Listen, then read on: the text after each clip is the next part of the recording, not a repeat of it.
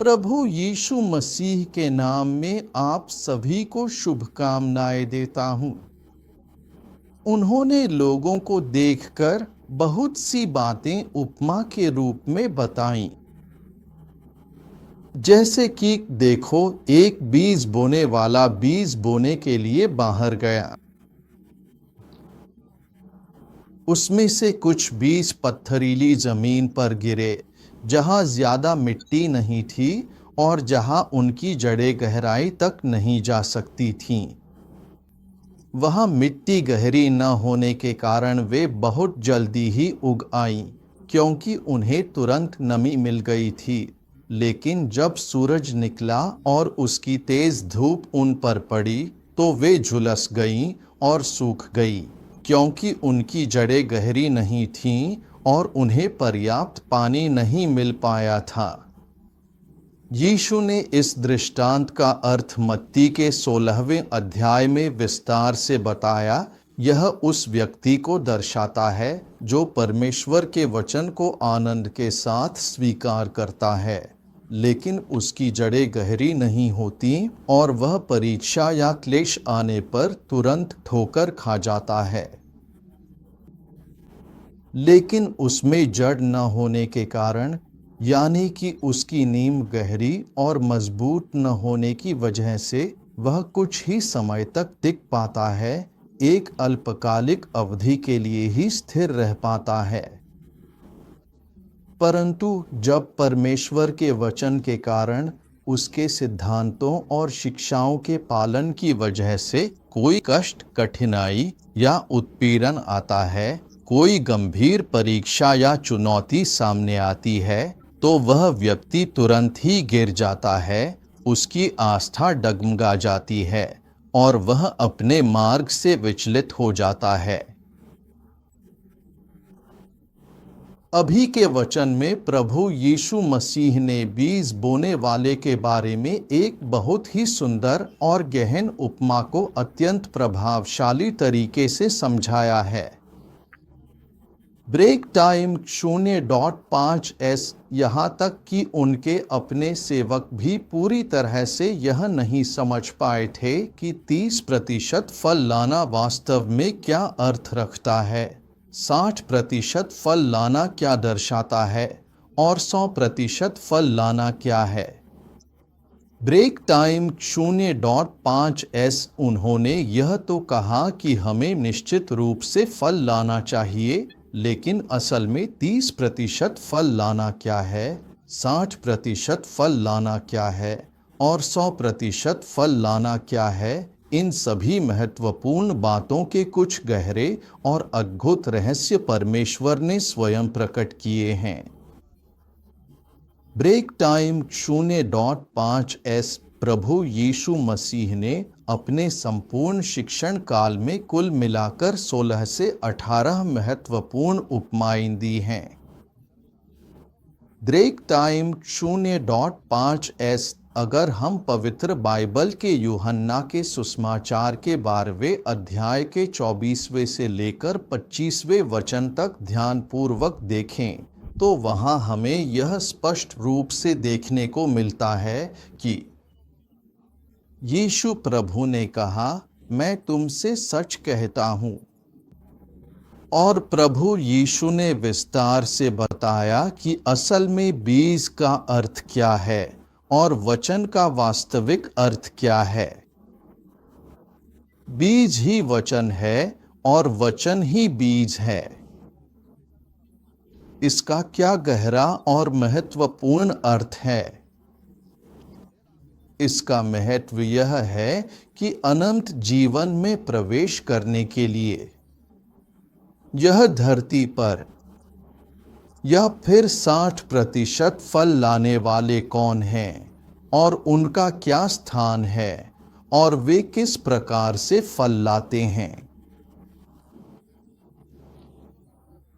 इस उदाहरण में हमारे बीच 4 प्रकार के लोगों के समूह हैं। कुछ लोग ऐसे हैं जो रास्ते के किनारे बोए गए बीज की तरह हैं।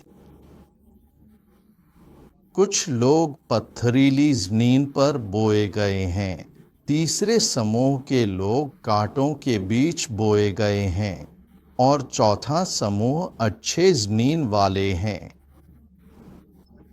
लेकिन केवल एक ही समूह फल देता है।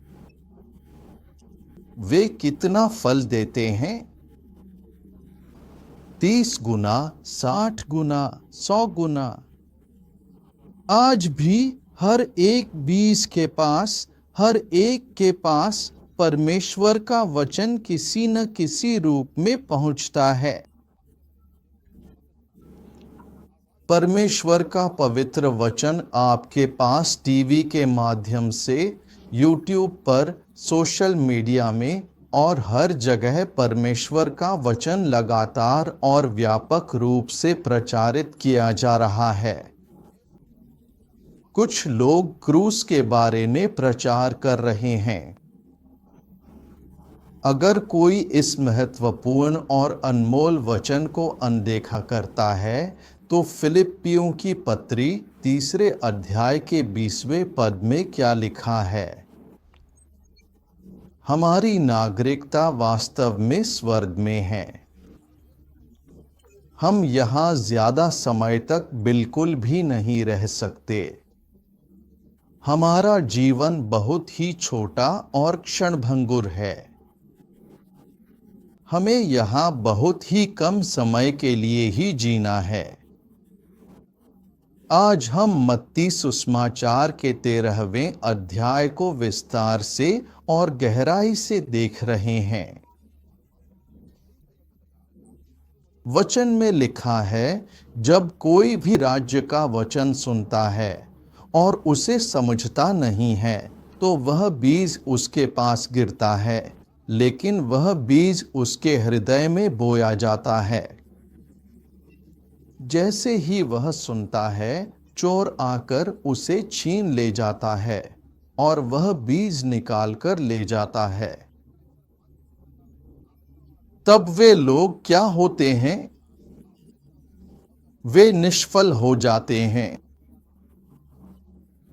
इसीलिए याकूब की पत्री पहले अध्याय के 22 और 23वें वचन में याकूब स्पष्ट रूप से कहता है, तुम केवल सुनने वाले ही मत बनो, बल्कि वचन के अनुसार आचरण करने वाले, यानी उस पर अमल करने वाले बनो।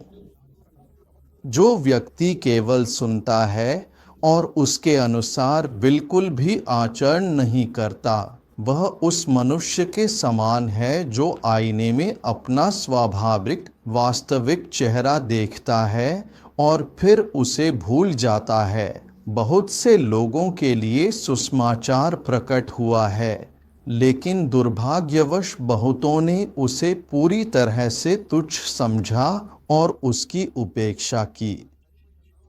जब सुसमाचार को इस प्रकार से तुच्छ समझा जाता है, तब प्रभु यीशु मसीह स्वयं प्रकट नहीं होते और पापों की क्षमा भी प्राप्त नहीं होती। यह पापों की क्षमा और उद्धार के बारे में एक बहुत ही महत्वपूर्ण और शुभ खुशखबरी है, जो वास्तव में हर किसी के लिए आसानी से उपलब्ध है। लेकिन दुर्भाग्यवश बहुत से लोग इस पवित्र वचन को सुनकर तुरंत ही अत्यधिक खुशी और उत्साह के साथ उसे स्वीकार कर लेते हैं, बिना गहराई से समझे। उसमें जड़ें न होने के कारण वह कुछ समय तक ही टिकता है, लेकिन जब वचन के कारण कोई कठिनाई या उत्पीड़न आता है तो वह तुरंत गिर जाता है। बहुत से लोग यीशु मसीह के पुनरुत्थान और मृत्यु के बारे में सुनकर कि वे मरे, दफनाए गए और 3 दिन और 3 रात कब्र में रहे, यीशु प्रभु को स्वीकार कर लेते हैं, लेकिन उनमें स्थिरता नहीं होती। वे अपने विश्वास में दृढ़ नहीं रह पाते हैं और आसानी से डगमगा जाते हैं।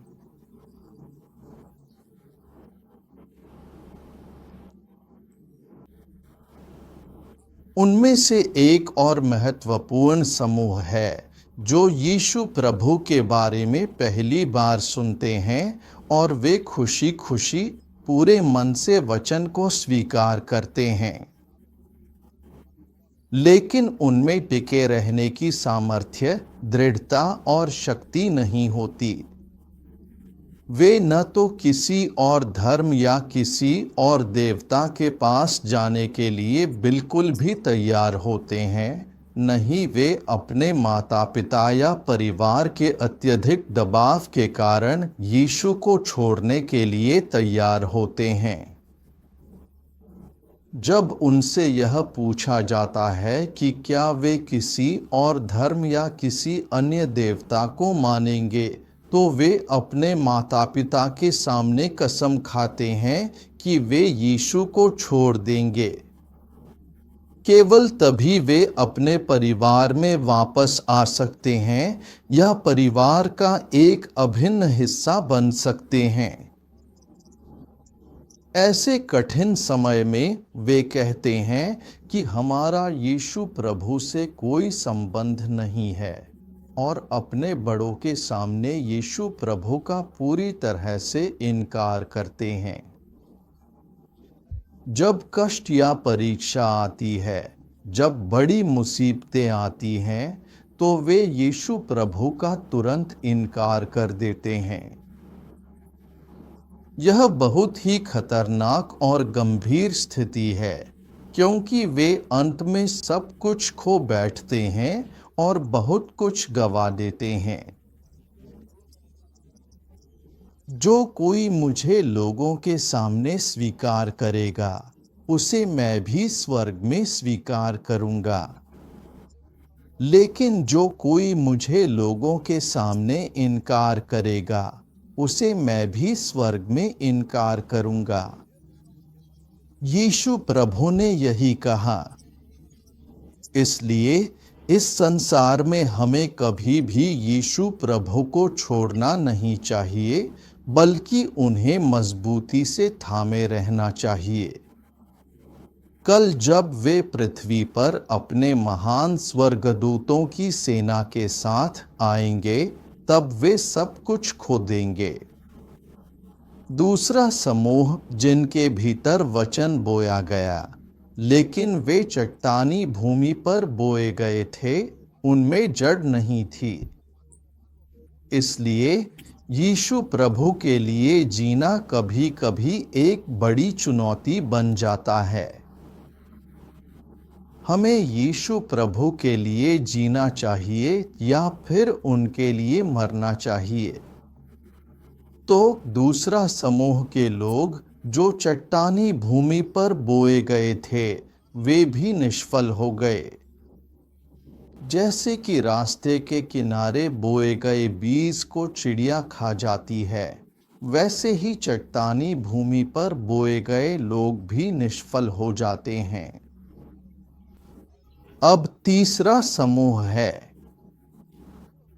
ये लोग हैं, जैसा कि मत्ती 13:22 में यीशु प्रभु ने कहा, वे हैं जिनके भीतर वचन कांटों के बीच बोया गया। एक युवक बंबई शहर गया था। वह युवक बंबई शहर में नौकरी की तलाश में गया, लेकिन वहां उसे नौकरी नहीं मिली। उस युवक ने जब अपने घर वालों को खो दिया, तब उसके पास कोई सहारा नहीं था। वह रेलवे स्टेशन पर रहकर वहीं रातें बिताता था। हर रोज सुबह वह अपना रिज्यूमे लेकर नौकरी की तलाश में निकलता, शाम तक इधर उधर घूमता, लेकिन उसे नौकरी नहीं मिलती थी। आखिरकार उस युवक के लिए भगवान ने एक अच्छी नौकरी का अवसर दिया, भले ही वह छोटी नौकरी थी। इसके बाद भगवान ने उस युवक को आशीर्वाद दिया। भगवान ने उसे एक छोटी सी पोस्ट दी। उसी कंपनी में उसे आशीर्वाद दिया और वहीं उसे रखा। इसके बाद वह व्यक्ति दुनियावी तौर पर बहुत व्यस्त हो गया। अब वह हर दिन मीटिंग्स से लौटता, अपने बॉस के कमरे में जाता, सूटकेस को इस तरह फेंक देता और फिर प्रभु के इस स्थान पर प्रवचन देने के लिए जाता। तो यह वही युवक है, वही युवक जो अब भी भगवान की सेवा करता है। उसने पूछा, इतने दिनों में क्या तुमने यीशु प्रभु का आमने सामने दर्शन किया है?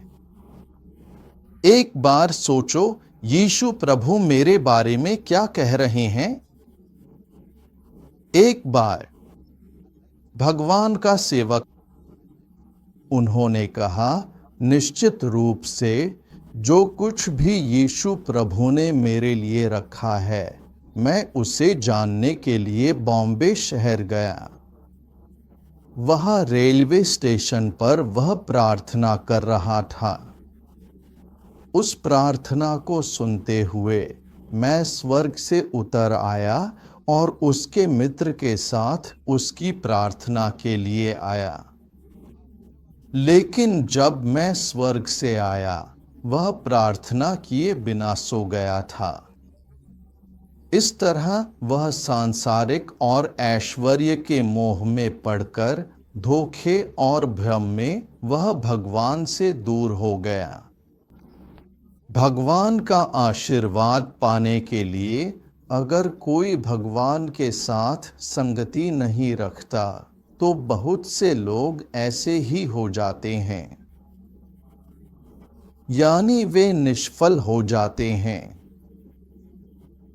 इसलिए ही तिमोथी को लिखे गए पहले पत्र के 4 अध्याय के 10वें श्लोक में पौलुस कहता है, जो इस संसार से प्रेम करता है। धीरे धीरे जैसे जैसे वह बढ़ता गया, उसने संसार से प्रेम करना शुरू कर दिया। यही एक प्रमुख कारण है कि जब कोई व्यक्ति इस नश्वर संसार से अत्यधिक प्रेम करने लगता है, तो उसके अपने घर की आंतरिक शांति और इस संसार में ईश्वर द्वारा मिलने वाले सभी प्रकार के आशीर्वाद भी धीरे धीरे समाप्त होने लगते हैं। उसे इन बहुमूल्य आशीर्वादों को प्राप्त करने का पर्याप्त समय भी नहीं मिल पाता है, और जब उसे सांसारिक कार्यों में व्यस्तता के कारण आध्यात्मिक विषयों के लिए बिल्कुल भी समय नहीं मिलता, तब हमें यह समझना चाहिए कि हमें आत्मिक विषयों में और अधिक फल लाने का प्रयास करना चाहिए। अब 3 समूह हैं। बच्चों, ब्रेक टाइम 0.5 3 प्रकार की जमीनों में बीज बोया गया। ब्रेक टाइम 0.5 उसके नाम पर जो आशीर्वाद मिलते हैं, वे भी अलग अलग होते हैं। ब्रेक टाइम 0.5 अब बताओ, 30% फल लाना क्या है, 60% फल लाना क्या है और 100% फल लाना क्या है? 70% फल लाना मतलब ये लोग यीशु प्रभु को, वे लोग जो मसीह में बच्चे हैं, मसीह में छोटे हैं, उनकी आत्मिक स्थिति यह है कि वे अभी अभी अपने पुराने पापों के लिए पूरी तरह से मर नहीं गए हैं।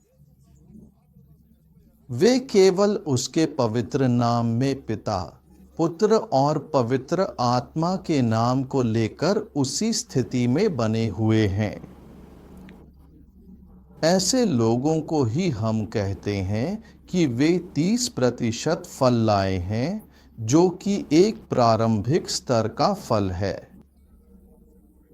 बहुत से लोग मरने के समय तक नए लोग ही रहते हैं। वे जितना भी फल लाते हैं, उतना ही वे उद्धार प्राप्त कर सकते हैं।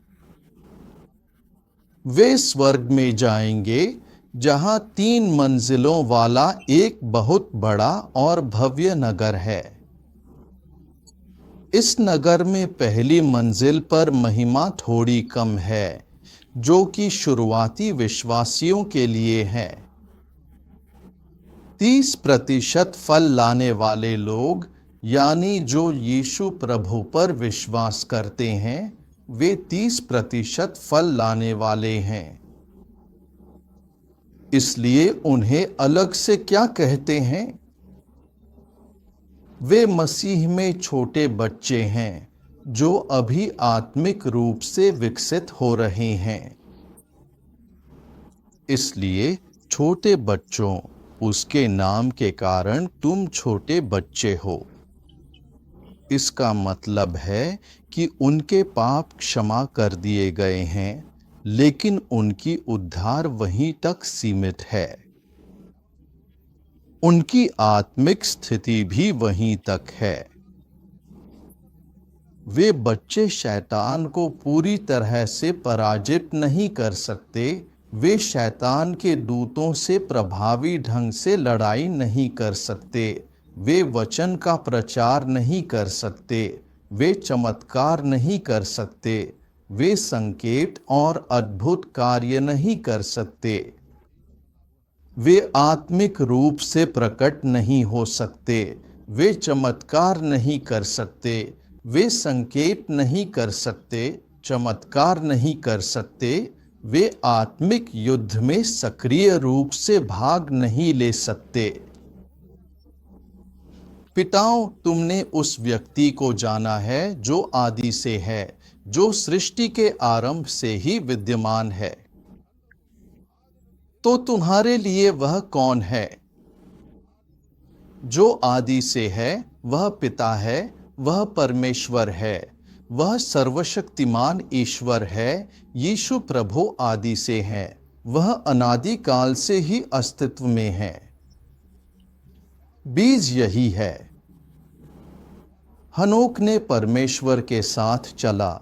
उसने परमेश्वर के साथ एक गहरा और अटूट संबंध स्थापित किया।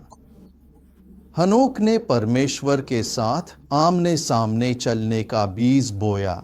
उसने विश्वास और आज्ञाकारिता का मार्ग दिखाया। मूसा ने भी परमेश्वर के साथ आमने सामने चलने का बीज बोया। उसने भी ईश्वर के साथ सीधा संवाद स्थापित किया। नूह ने भी, उसने भी परमेश्वर की आज्ञा का पालन करते हुए एक नया जीवन आरंभ किया।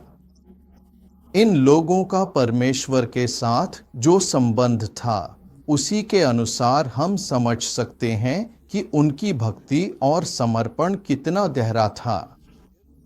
लेकिन सभी लोग चमत्कार नहीं कर सकते। सभी लोग चंगाई के कार्य नहीं कर सकते। वे सेवक जो बच्चों की तरह हैं, वे अभी भी आध्यात्मिक रूप से परिपक्व नहीं हुए हैं और उन्हें और अधिक सीखने की आवश्यकता है। वे लोग जिन्होंने 60 गुना, 70 गुना फल दिया, वे बच्चे हैं। जो 30 गुना फल लाते हैं, वे हैं जिन्होंने यीशु प्रभु पर विश्वास किया और एक सामान्य मसीही जीवन जिया। वे पृथ्वी पर अलग अलग महिमा में होंगे। लेकिन जो 100 गुना फल लाते हैं, वहां स्वर्गदूतों की बोली वे सुनते हैं।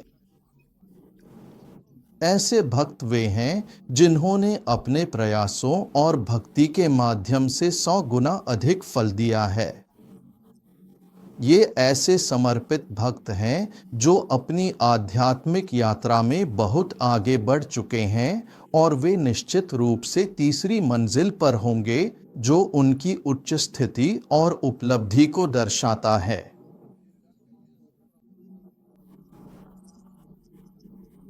यही सबसे अनुकूल समय है। मेरे यीशु प्रभु दयालु परमेश्वर ऐसी कृपा आप सभी पर करें। आमीन, आमीन, आमीन। आइए प्रार्थना करें। स्तोत्र के साथ, हे प्रभु, आप विश्वासयोग्य परमेश्वर हैं। आप अद्भुत कार्य करने वाले परमेश्वर हैं। आप आश्चर्यजनक कार्य करने वाले हैं। हे प्रभु, हम सब आपके सामने हैं। प्रभु, आपके साथ आमने सामने।